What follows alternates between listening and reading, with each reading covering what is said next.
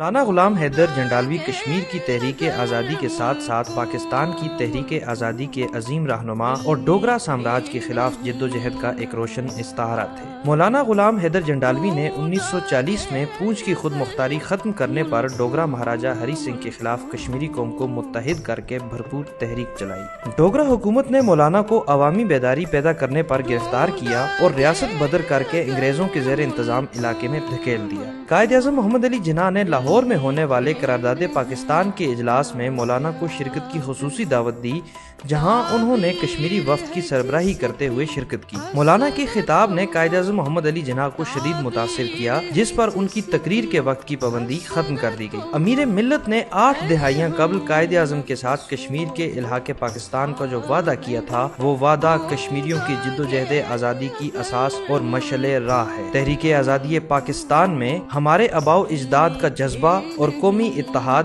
بنیادی ستون تھے، اور یہ مشن ہمیں مکمل کرنے کی ذمہ داری سونپی گئی ہے۔